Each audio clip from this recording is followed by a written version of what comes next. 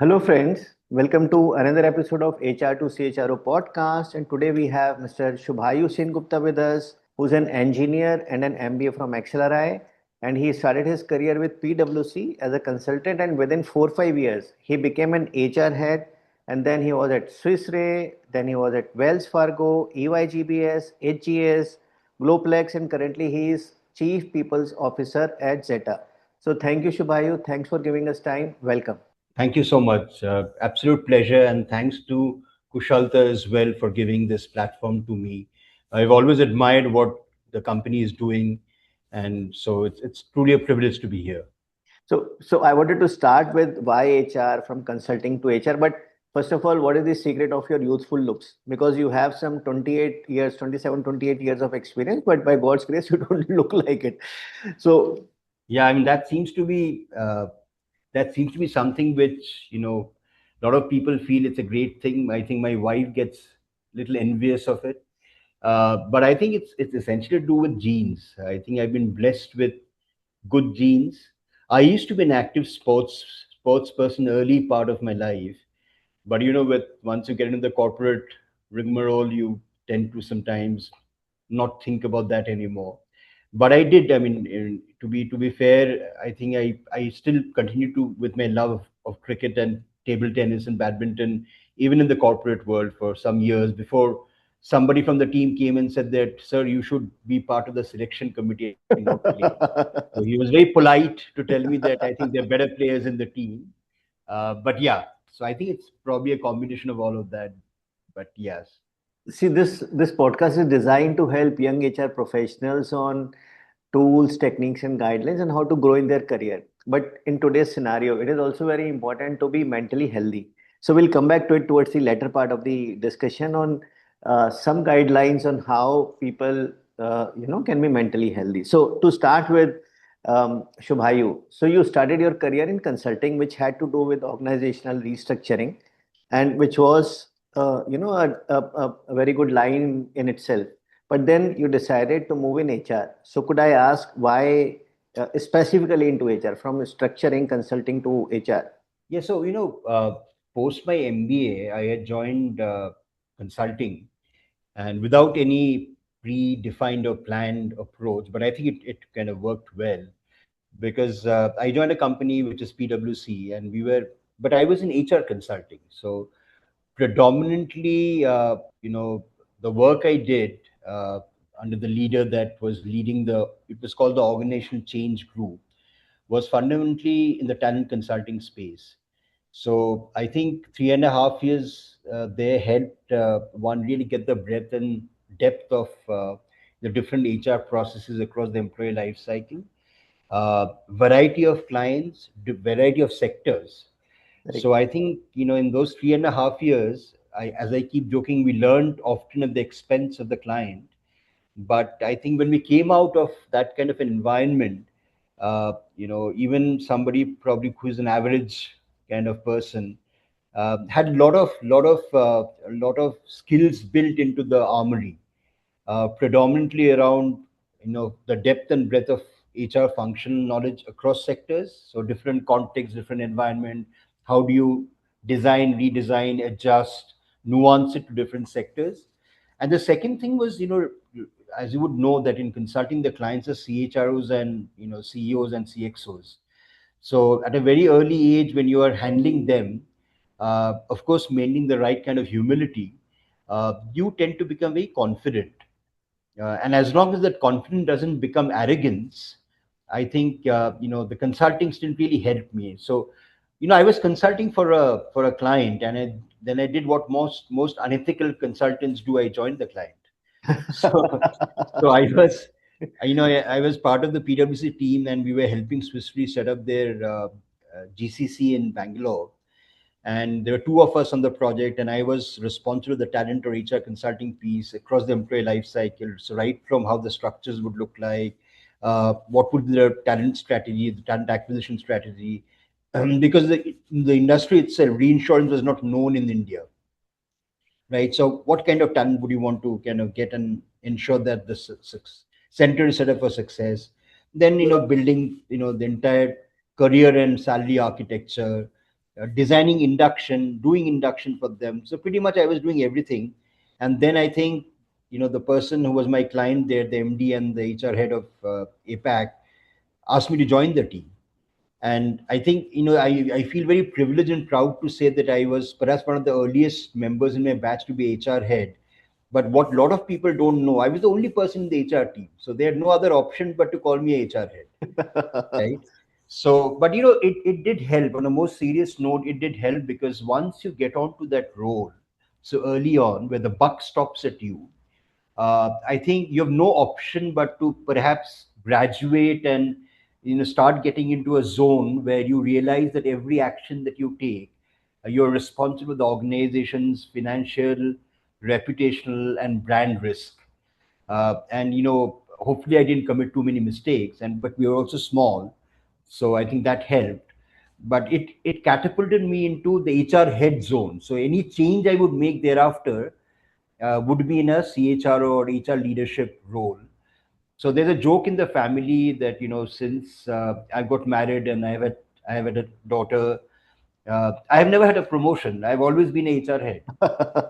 So the value kind of diminishes, because of that. I mean, मतलब, जब से देख रहा हूँ, you are still the HR leader.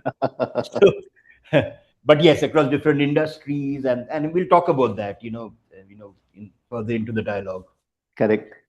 Very nice. See, the thing which comes out is the confidence that you had, like you said.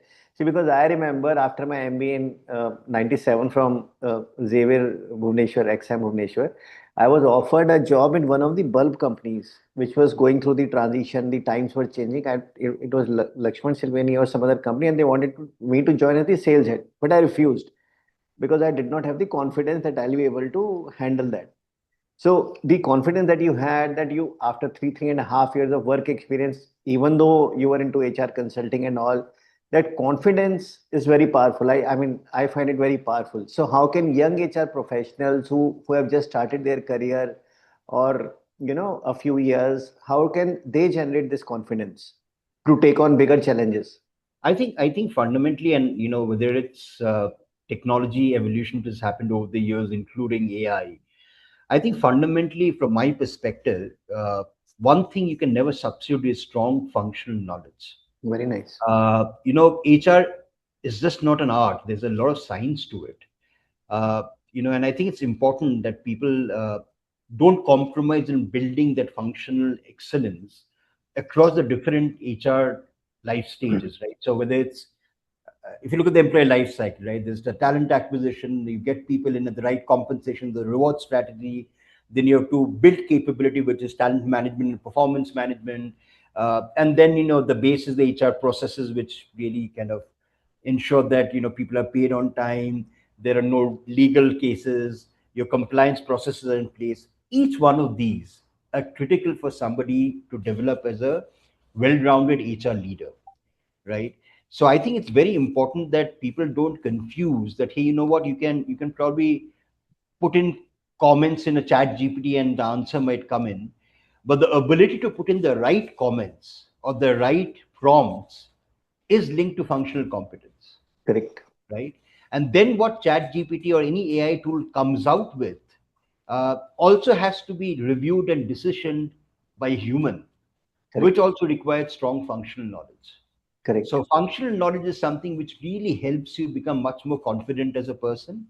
And the second, in my view, is I've always felt that HR's journey, whatever function you are doing, moves from being a service provider Mm-hmm.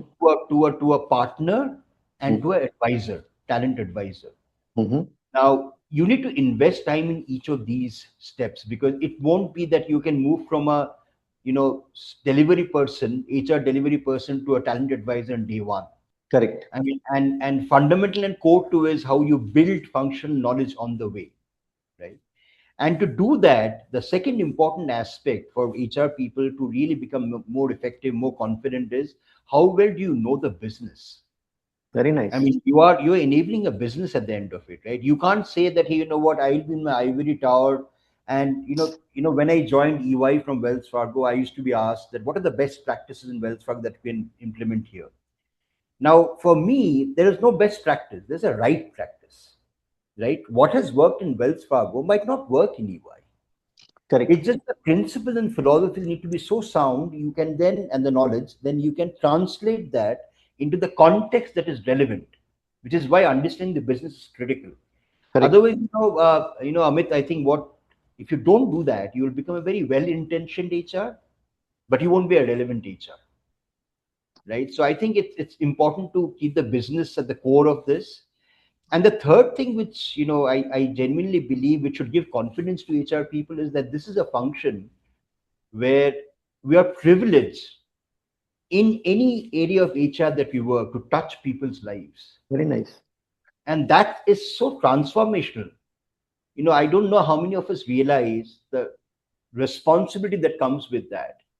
And if you realize the responsibility, you will invest in building knowledge and gaining confidence and doing the right thing, not just for the organization, but for the people in the organization as well. Very powerful words, Shubhayu. So, see, generally when you talk to HR senior HR leaders, they say that new joinees they come with a mindset of starting or getting into strategy as soon as possible.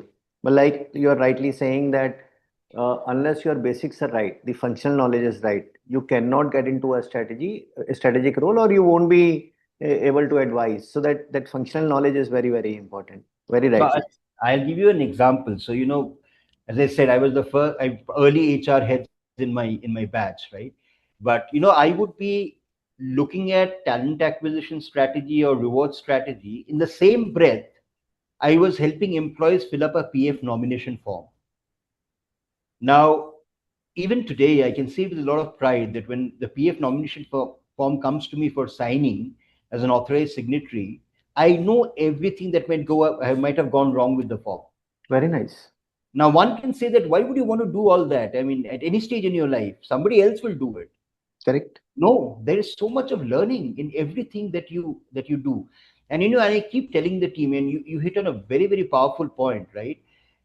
Brilliant at basics. Without being brilliant at basics, there is no way you can Correct. evolve as a true professional in whichever field you are, right? So whether it's knowing how our policies are, whether it's knowing how forms need to be filled, well, you know what? There's a lot of learning, lot of knowledge that you get from those activities, and there's nothing small. I mean, there's nothing which should be looked down upon as work you do. So I think that mindset has to be very strong. That unless you're brilliant at basics, I sometimes get scared with the word strategy because it's so easily used, right? I mean, strategy to kar lenge, basics to banao. If your foundation of the house is not strong, Correct. whatever embellishments you put on top will collapse. Correct. Very right. Very right. So you also talked about the second most powerful thing apart from basics is knowledge about business. See, when I started my career, HR wasn't looked at, or it was looked at in a certain way as a support function, and mostly it was manufacturing services, insurance, software wasn't into that big a space. So IR, generally. But now, cut to now where HR, like you said, they are advisor to business because without HR, and now more and more HR is also transforming into digital transformation. They are the ones who are bringing in the digital transformation because it's impacting everybody. So, but that change has happened because, like you are saying, HR leaders are also getting into business side of it. So, how can a young HR professional? Why is it important for him or her to be knowledgeable about business, and how should he or she go about it? I think what I have felt, and I don't know how much I've achieved myself. So sometimes I hope I don't sound very patronizing when I talk about this. But the fact of the matter is that so if you look at my career trajectory, I started in consulting.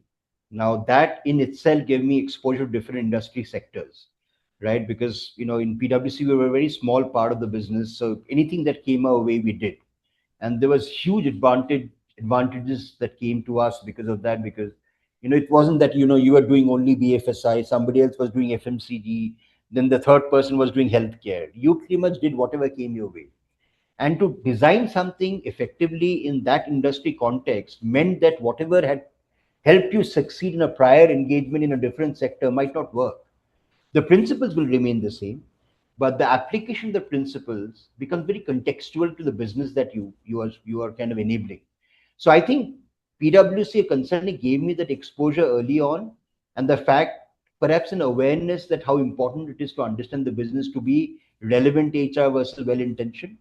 But thereafter, I think in all my roles, I have deliberately tried to be part of business meetings, sales calls, uh, you know, uh, so any review meeting on the business side that is happening, I would ensure that people from my team or I would be there.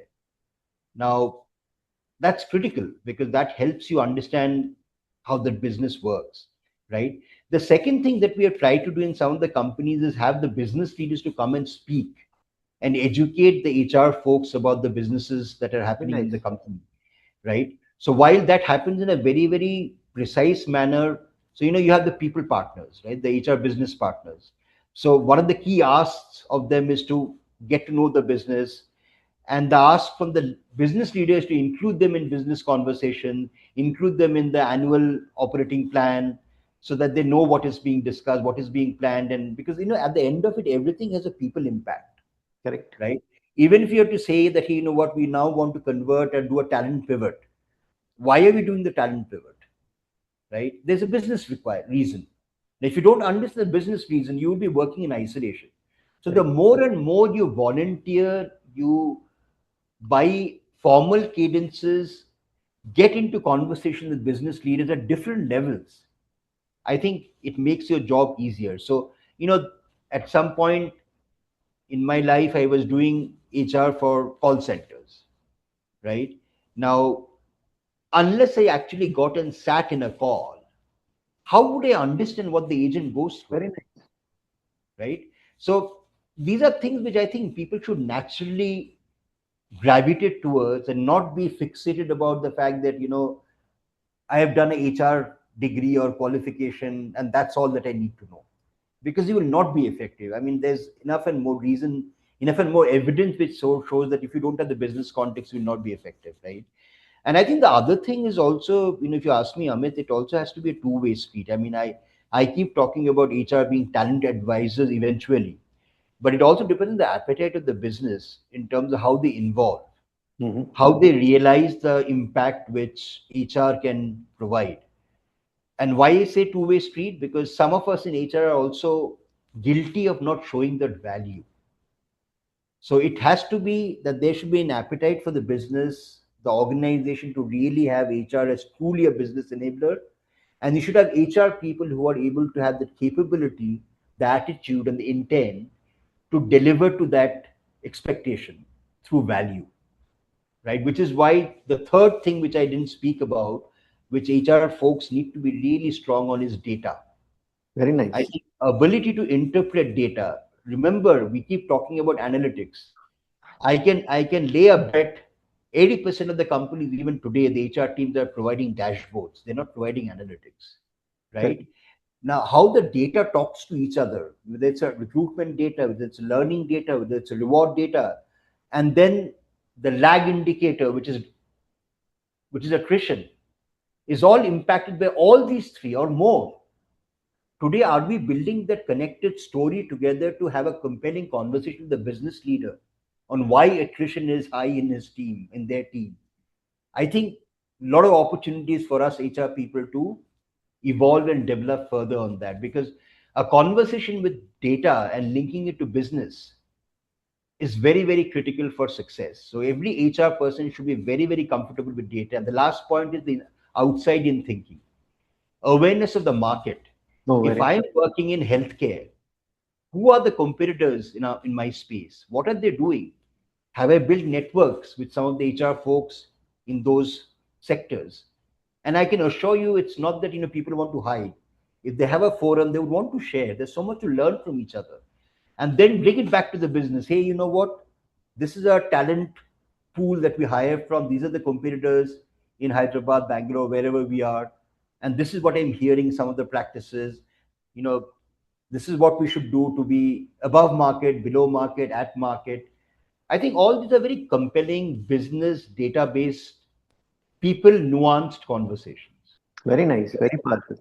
These are, I have so many questions bubbling inside us, inside me, listening to. See, so HR should show value by being knowledgeable about business, by having the data at the back of their hands, by having the outside in awareness, talking to people, and the obviously the functional knowledge.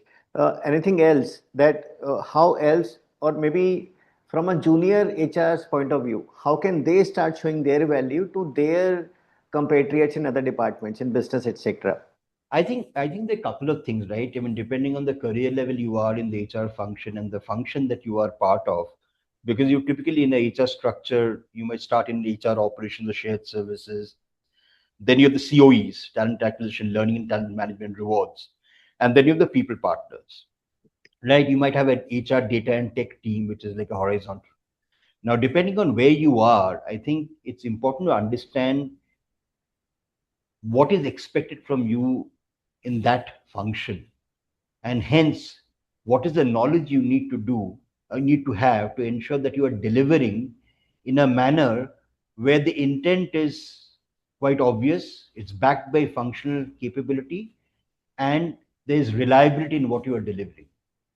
So, functional knowledge in that particular function, intent, and reliability, all these three help build credibility about you as a person, as a person who's delivering in that team.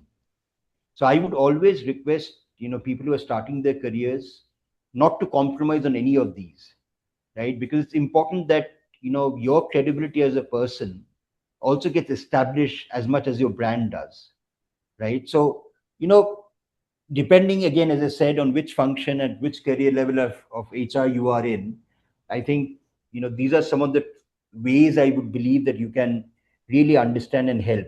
The other thing is, help yourself and the company. The other thing is important that you need to identify who your key stakeholders are, Okay. right? I mean, in fact, the other day we were doing a workshop with our HR team around stakeholder management. And at the end of the day, each one of us would have stakeholders. Some could be within the team, some could be across teams, some could be across leadership levels, right from a individual contributor to the leader of the business. And it's important that you build stakeholder management skills very early on, because that will help you become really effective, because that every stakeholder would have a different requirement or different ask from you as a function.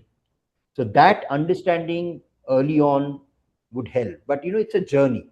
Mhm. So we are speaking of multiple things. It's not that I would expect a young HR person to be able to exhibit all of these, Correct. but build functional knowledge. Ensure one thing that I missed is connecting the dots. That Mhm. is very important for young HR people, right? So it's like this. If I change something in the policy, Mhm.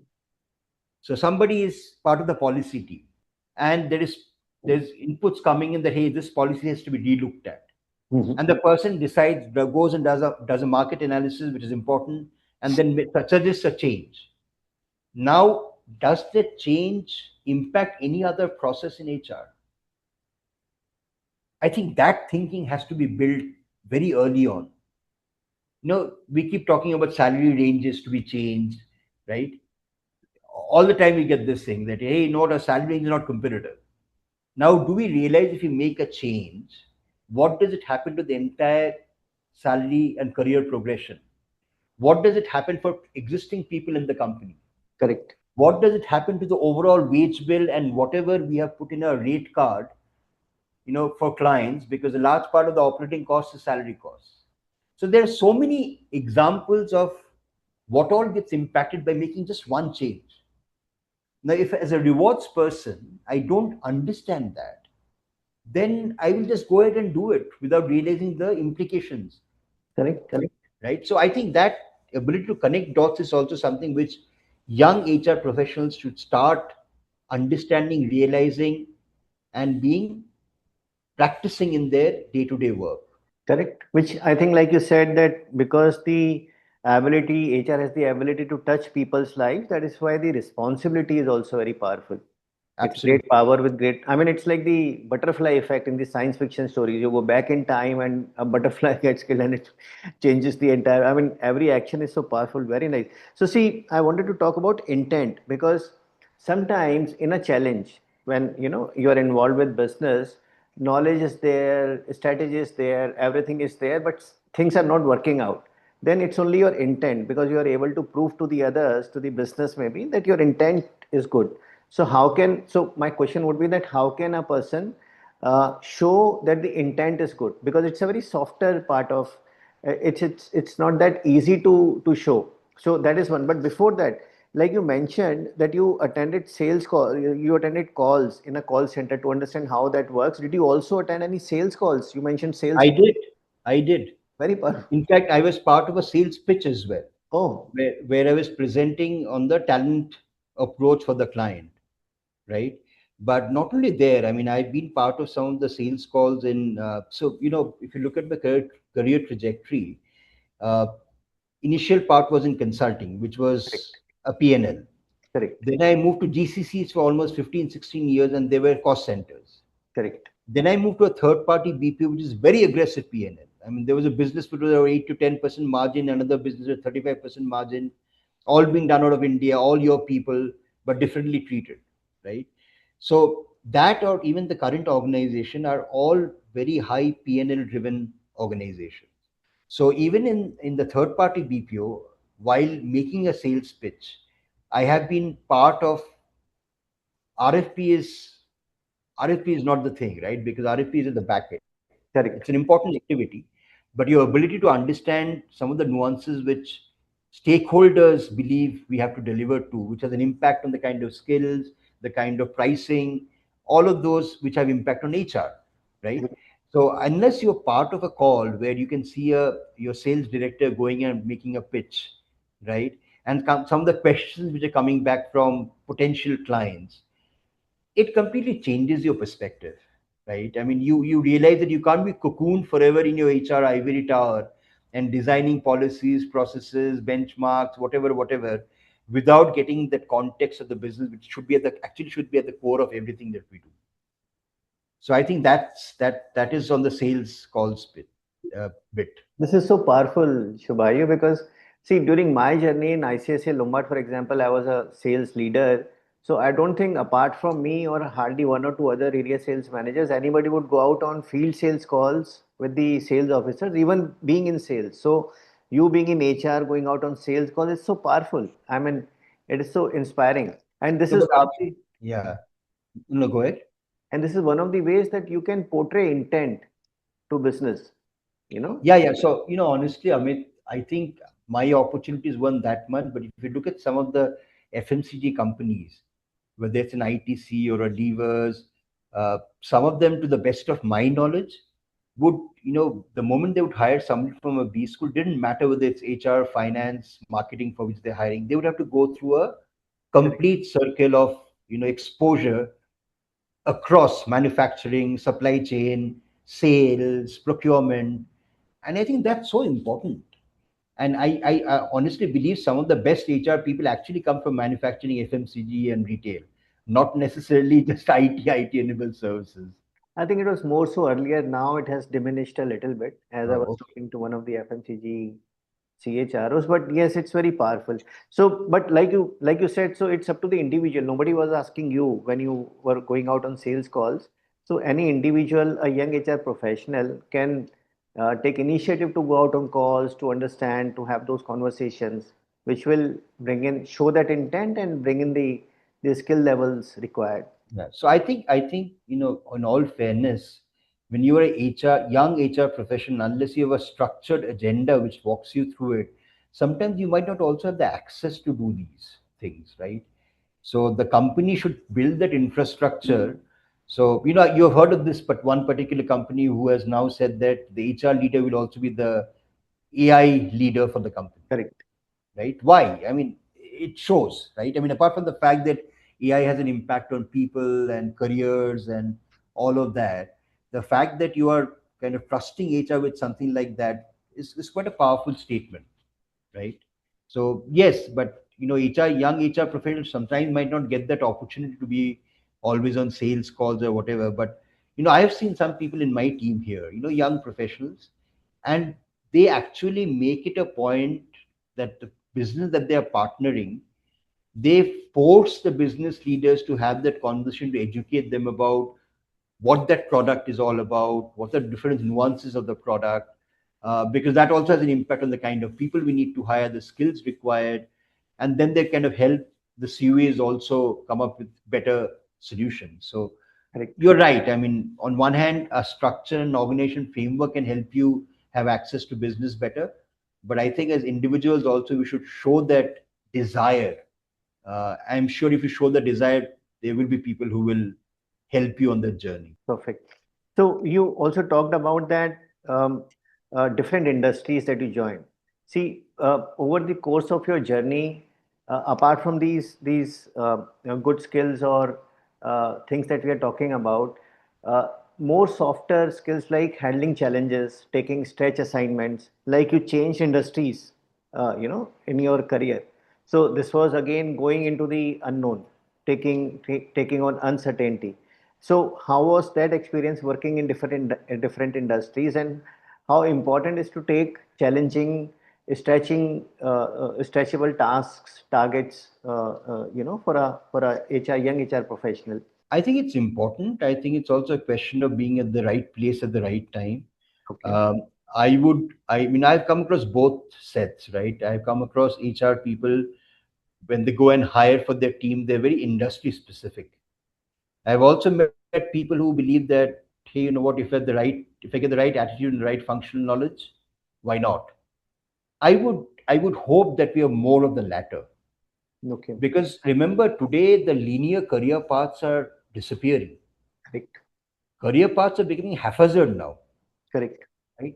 Which is why I think it's important to create a platform and environment where within functions you can, within the organization you can rotate people. So somebody who's doing rewards today can get into HR partnering, of course, depending on interest. But at the end of the day, I think exposure across functions helps you build your pool of potentially CHROs, right? So Mhm. I think that piece is very important, that people get an opportunity to go across diverse sectors. In my case, I think I was lucky that somebody took a bet on me and said that, hey, oh, hey, okay, you know what, this guy has done HR in GCC and an advisory firm, but his fundamentals seem to be reasonably okay. He can. Why can't you work and in a BPO sector, right? So I think that was, I don't know whether I was just lucky, maybe, but if that is something which we can create in the HR fraternity, that people need to kind of, they excel so much. See, at the end of the day, uh, if I were to look at my journey of hopefully evolution as a HR person, I think my stint in the B school obviously helped me understand the concepts of HR, but more importantly, it added that element of realizing that business is important. I used to be an engineer before I joined HR, my MBA, and I used to work in electrical engineer department in steel plants. Now, it could be a Shubhayu specific thing. I never bothered about how the company is doing. My limited view was, what is the electrical breakdown time? Have I been able to reduce it? Now, how does it impact the quality of the metal which is flowing through the different aspects of the steel plant, which is why the breakdown time needs to be minimal? I never thought about that. So the business school got me into thinking that, hey, think beyond just what you do. What you do, that connecting dots, where does it all impact? If you didn't do your job well, what would how would it impact company performance? I never thought about who are competitors, right? As an engineer, my B school still made me realize that that's important. The other thing which it made me realize is that, because of the rigor, and I'm sure you would have faced that, right? Your projects, on your head throughout the days, Correct. throughout the month, throughout the year. You are working till 2 o'clock in the morning, and in our days we didn't have laptops. There used to be one computer center. Correct. You run to the computer center, make your booking. The only place where you had unlimited access was the library because it was huge, right? Correct. You actually read, you researched, which meant that you had to prepare something of quality, which for which you had 4 hours. So your ability to turn around things at decent quality developed a huge call for action. Correct. So the bias for action, ability to handle pressure, right? Being resilient to it. So, I keep saying that if today my CEO comes and tells me, Shubhai, I need this in the next 2 hours, I don't know whether I'll be able to do it, but I will not panic. So I think these are things which need to be built into, as an overarching thing over your functional knowledge and all that we spoke about before, right? Because otherwise you will not become a resilient, strong professional, whether it's HR, finance, risk, doesn't matter. Correct. And I think in today's life, the way things are moving, anybody who is slightly more resilient, slightly more able to take up pressure, the chances of that person succeeding are much higher because, Yeah, absolutely. And the ability to learn and unlearn. I mean, I think it's important to correct, be adaptable to the fact that the world is changing. correct, If I were to tell you a couple of stories that I have not done well, at some point in a particular organization, the MD came to me and said, "You do the technology head role." very And nice. I looked at him and I said, "Sir, मुझे सिर्फ HR आता है. I know only HR. Technology कैसे करेंगे?" He said, "Shubhayu, if I believe in you and I'm giving you this option, believe in yourself and take it up." I did not. Oh, To this date, I believe that was a wrong move. It was just that I was so comfortable and I was almost, while I'm saying, resilient and all of that, fundamentally there was some aversion towards taking a risk, correct, a worry that I might not succeed, correct, right? But I would urge all HR professionals, all professionals, make changes if you get opportunities. And remember, some of these opportunities will come in companies where you already built your credibility, right? I wouldn't have got this role to head technology if somebody was looking outside to hire a technology head. But in the same company, because I built credibility as a HR leader, the correct, MD felt confident that I could do that job. It's just that I was not confident in myself, right? So, I always tell people that, get into different roles. I mean, start from within the function. And I think organizations need to be mature enough to understand that there should be opportunities given. Take a bet. I mean, what can go wrong? I mean, honestly, at the end of the day, we will talk about stress perhaps later, but I keep telling my team and I keep telling myself as well that you're not flying a MiG aircraft correct, where in that split second you need to take a decision. There's something wrong in the plane, whether you want to eject or you want to still land it in a safe area. That's stressful. I mean, correct. here I'm not demeaning the work we do. It's very important. I Responsibility is there, understand. but Yes, you don't have to get so stressed. correct, correct. Very powerful, Shubhayu. So we apart from functional knowledge and business, we also talked about the responsibility because HR is able to touch people's lives, which is, and they have that 360 view because no other department, like you said, most of the departments they have a tunnel view. Maybe apart from the CEO or the MD, HR is the only department which has the whole 360-degree view.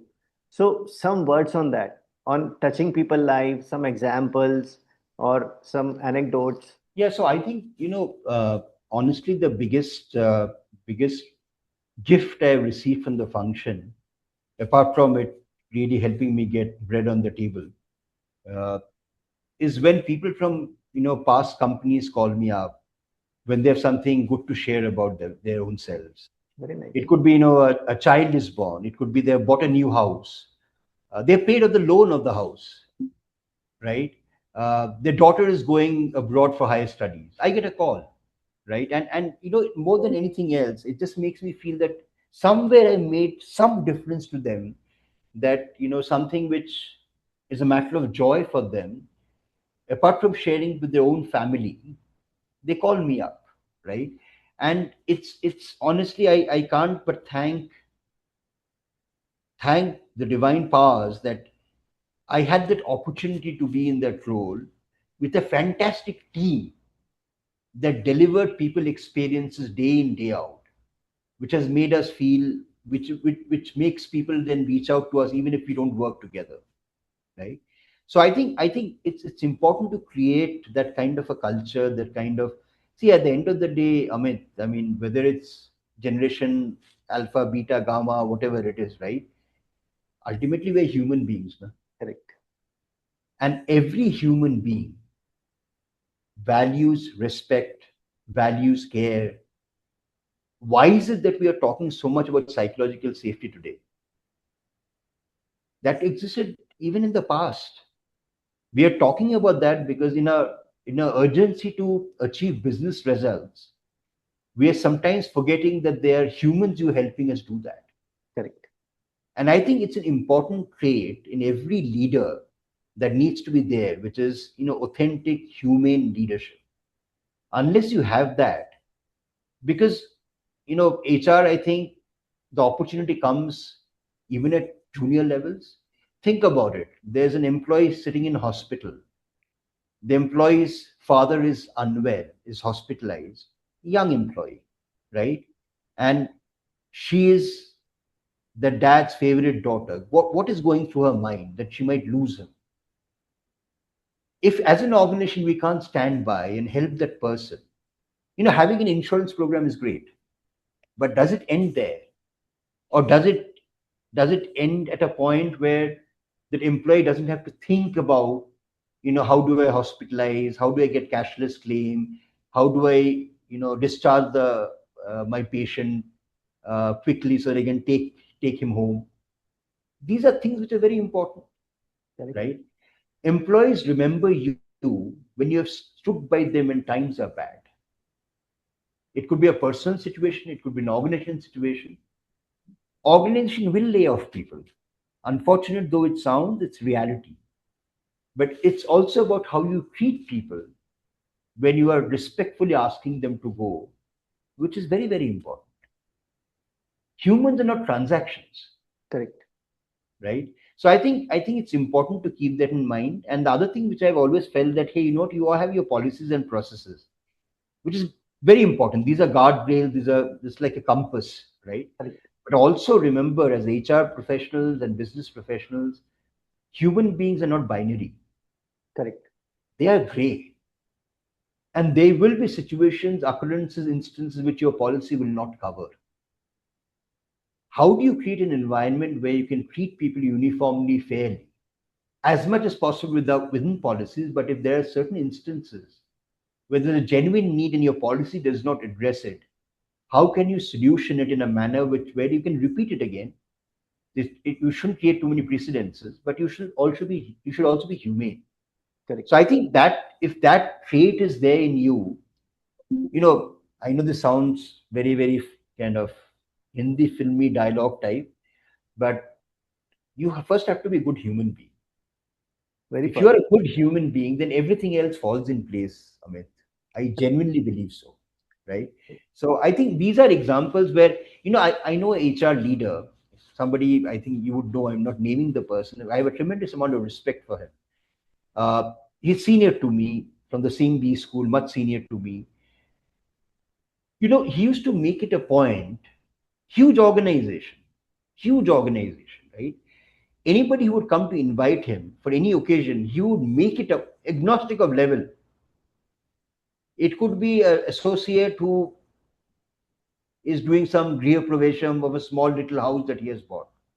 It could be somebody who's had a child and is calling for the, first birthday. If he was in town, he would make it a point to go and attend it, Very nice. even for 15 minutes, half an hour, Very nice. right? Somebody at that level would make time across the organization consistently across levels. Now these are attributes which I really look up to. I mean, it's something, Correct. because at the end of the day, as I said, we are talking about hybrid work environment. We are talking about some people saying work from home all the time. But human beings need connects. Correct. We are social animals. Correct. See, Yeah. when during my sales journey, I was in large sales teams and a lot of pressure, insurance when I started insurance, general insurance. But the people who were the best sales performers, were good leaders, were actually good human beings first, Yeah. even in sales. So, and they would not be they would be fair and harsh, but good human beings. So it's actually very powerful for all the people who are listening. Being a good human being is much more important than anything else. Very right, Shubhayu. And we see we also talked about data, because many a times I don't think anybody is, most of the people may not be good at data. Like you also were mentioning that 80% people may not be that conversant with data. But why is data so important for HR professionals, and how they should be going about it? I think there's a lot of data around, right? First of all, I think we need to ensure that the data quality is of the highest order. Okay. We need to ideally have integrated tools or platforms which kind of talk to each other. Hmm. If they're not part of one overall HRMS, but at least if there are disparate tools that they talk to each other, so that we can bring out data linked to that individual by just clicking one button, right? So there's so much of data around. I think one, depending on the quality and authenticity of the data, it's a very powerful weapon in your hands to have a meaningful conversation. So I'll give you two scenarios, right? One is that I'm going to a business leader and saying attrition is high. Hmm. I'm going to a business leader and saying attrition is high in this career level, in this sub function of yours. And if I look at this sub function, the average compa ratio in your function is below median. The number of promotions which have happened over the last few years of eligible employees is appreciably below median of the company, and it's reflecting in the ENPS anyway, right? It's very different conversation, right? In the Correct. second conversation, I have the business leader interested. Correct. In the first conversation, said, "Please don't waste my time. Get me some data. Otherwise, this is very vague." Correct. I think I just give a very basic example, right? And I genuinely believe that this requires a change in thinking. You talked about HR evolving, right? Initially, in the good old days, even when I used to work in as an engineer in factories, it was a personal management function, Correct. right? We had to swipe cards for marking attendance. HR would note that and track that and all that. And I'm not in any way saying that HR was not value adding then. It was for different value, Correct. right? And as I said, and I also believe some of the strongest HR people have actually had factory stints and Correct. FMCG and retail stints, right? So I really respect their breed. But having said that, I think it's important to keep in mind that data is very strong, data is very powerful, but you need to be fundamentally wired to understand data, right? Uh, you know, you guys, Kushalta is so actively involved in how you build capability, how you look at brain wiring, and all of that. I think these are very important aspects. I mean, at the end of the day, if I don't, so I'll give you another example. The example that I gave about pay Correct. range design, Okay. right?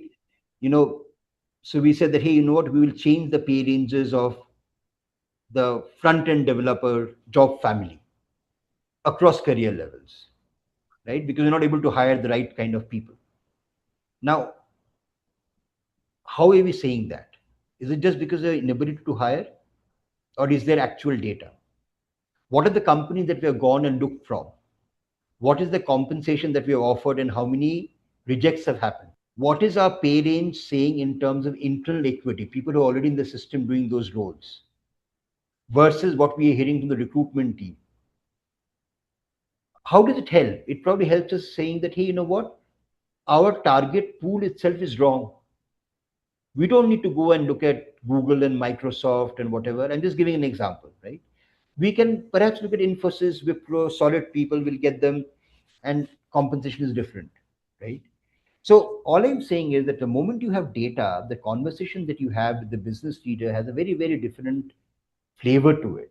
Correct. And in that conversation with data, the business leader is thinking that here I have a credible HR person because the intent is to help me.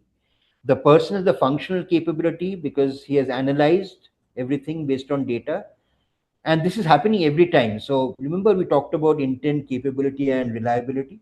Correct. It has built credibility. So your leader starts trusting you. So every time a manager would come to him and say, hey, no, our salaries are not really good, he will first call you.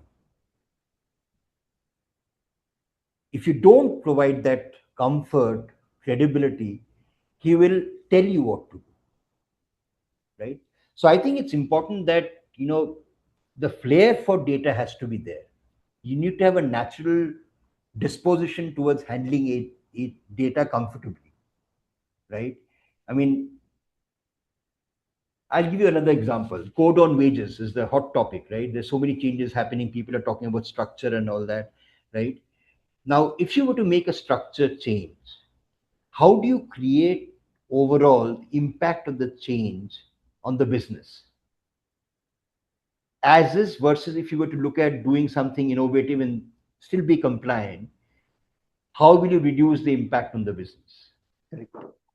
And it can't be just rewards people doing it because they have a flair for data.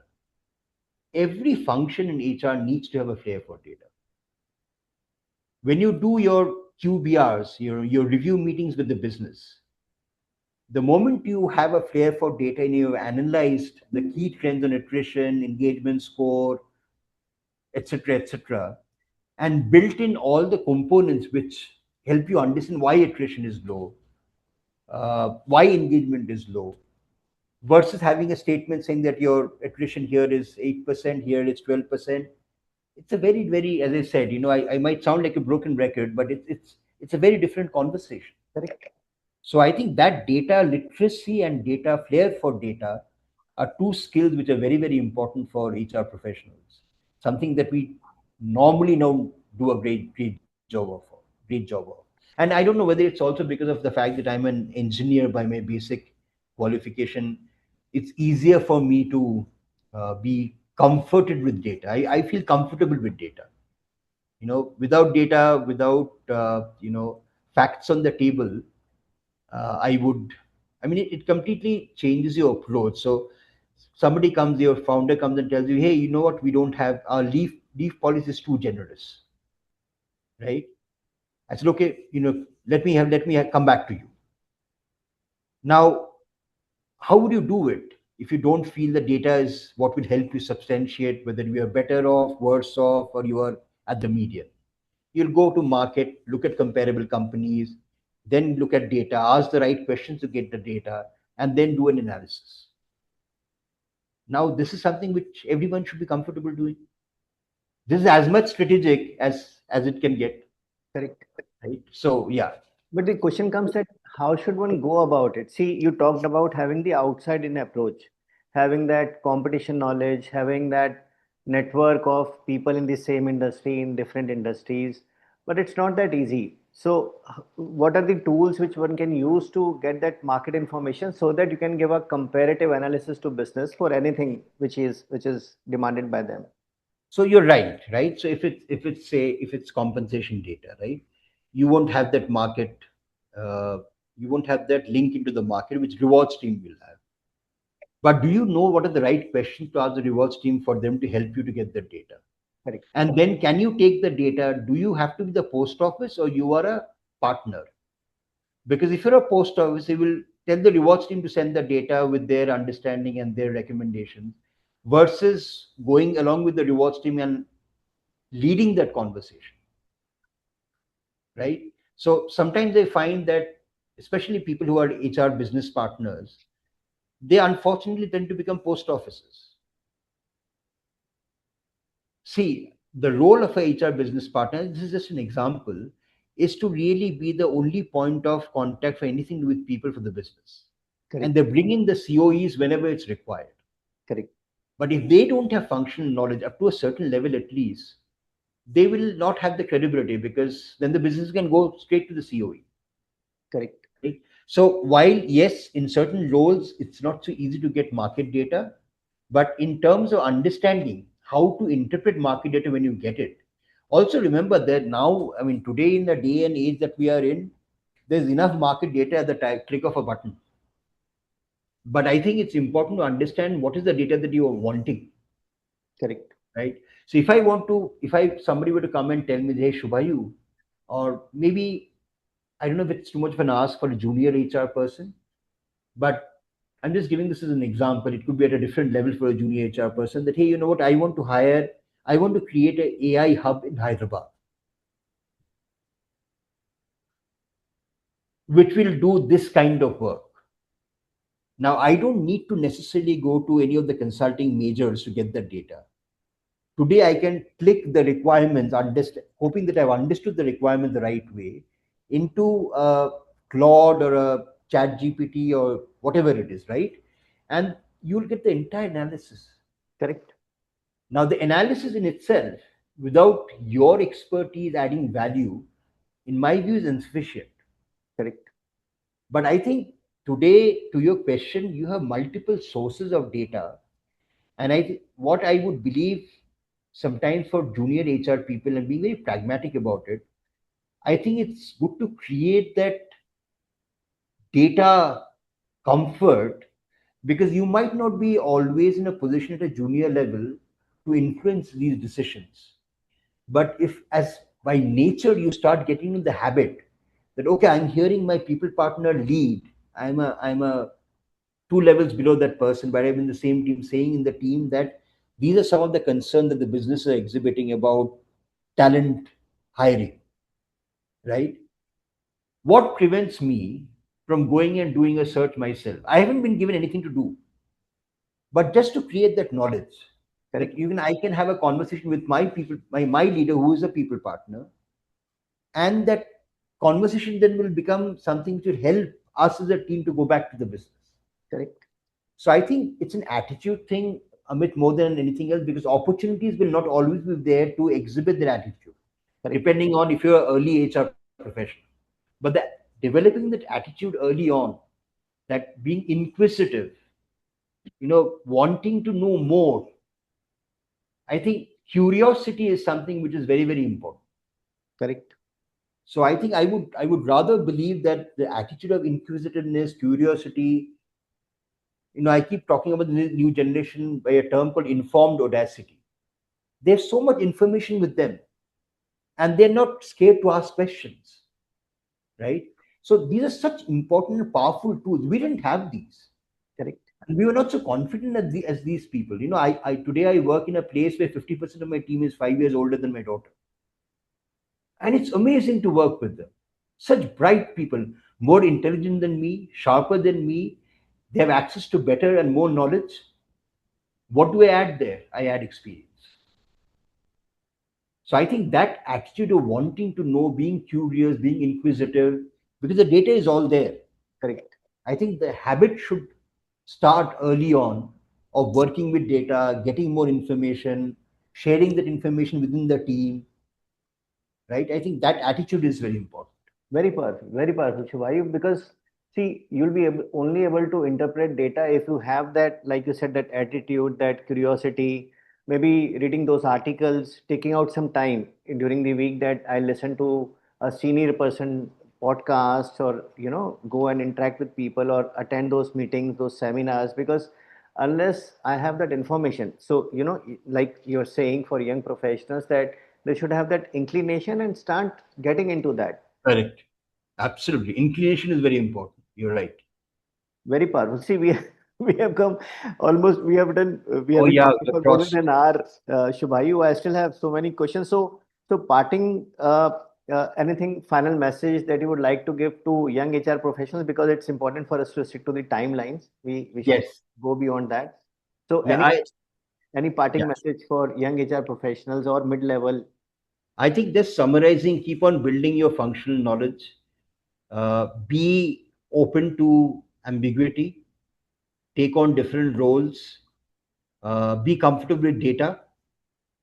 And most importantly, remember that you are privileged to touch people's lives.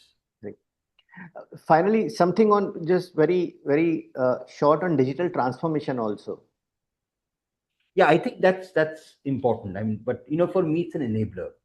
Okay. I think it's important to kind of look at everything in terms of strengths each parts bring to the whole. And for me, anything to do with automation, AI, digital transformation, these are amazingly powerful enablers to help you do your job better, right? But remember the example I gave, that unless you have your functional, so we keep in the past we used to talk about how can we re-engineer and automate our processes. But the platform that you use will just enable the process that you have. If Correct. your process itself is not re-engineered to be the right one, because technology can't be sorry, the process can't be the slave, right? I mean, technology will enable that process. If the process itself is not robust and strong and scalable, Correct. then the technology can do so much, Correct. right?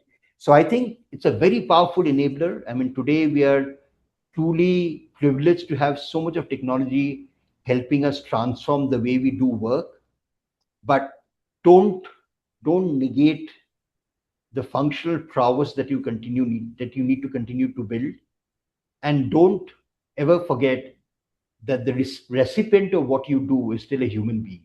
Correct. Very powerful. So, Shubhayu, I have to confess that I have been able to finish only 25% of what I, I had set out to discuss. So maybe we'll need another podcast to cover rest of it. But it has been very educative and full of insight. So thank you for giving us time, Shubhayu. Thank you so much. Thank you so much for giving me that opportunity again. Thanks to Kushalta for giving me this space to share thoughts and experiences. I wish the team all the way best, and every young HR professional, all my best wishes and blessings. The world truly needs strong, powerful HR people. There's no substitute to that. And when you pick the profession, you pick the right profession. It's something to be proud of. Thank you. Thank you, Thank you, Shubhayu. sir.